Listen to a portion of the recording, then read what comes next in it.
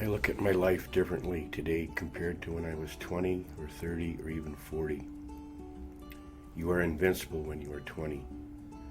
I think I would have taken care of myself, and then perhaps the arthritis wouldn't have been as big of a problem. In the past, doctors would tell me you need to watch what you eat. You need to lose weight. You need to eat better.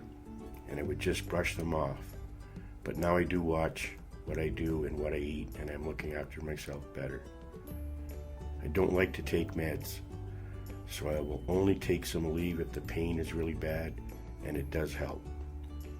I did try cortisone shots before I was referred to the bone and joint clinic. It was supposed to last for at least 6 months, but it didn't last a month. The pain came back.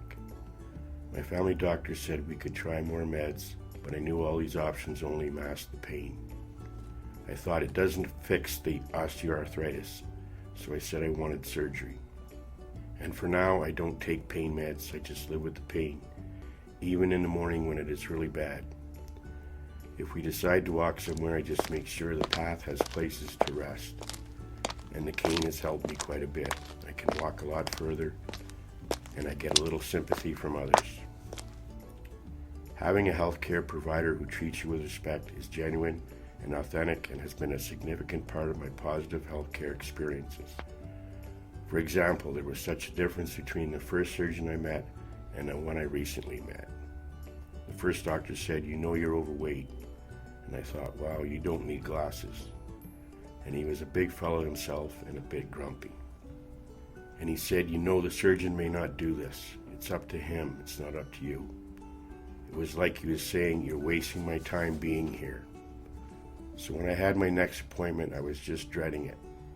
I told my wife, if this doctor tells me I am overweight, I'm going to ask my family doctor to refer me to a different clinic.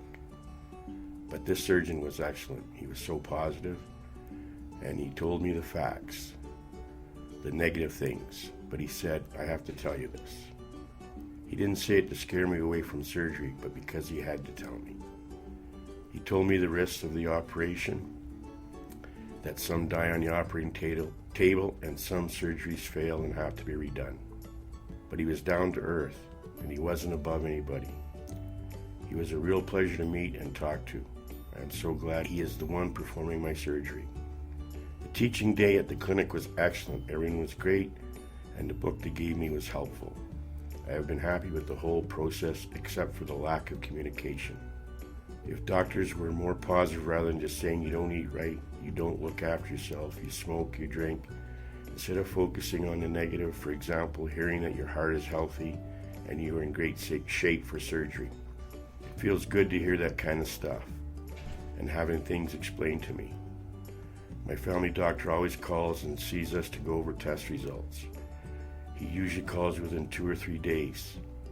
So it is great, rather than waiting for 3 weeks and then thinking, I guess I'm okay since I haven't heard back.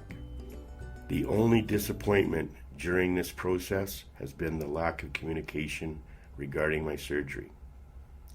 The doctor told me I was on the waiting list 8 months ago, but when I went for my teaching day 2 months ago, they said we don't have a surgery date for you yet. And then I haven't heard anything.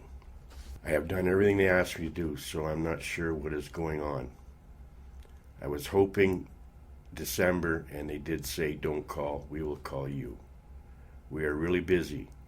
Then it has just been silence.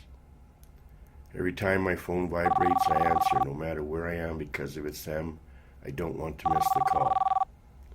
Even if they sent an email to say I won't be having surgery in January, that would be helpful. I know they are busy, so they don't have to call. But I need to let my boss know I'm scheduled to teach until June, so he needs to find someone to replace me for the time I am away. The process seems longer and more difficult because of the lack of updates, regardless of what the status is. I know the system is burdened and people are busy, but being informed, even a quick email, would help patients have a more positive experience.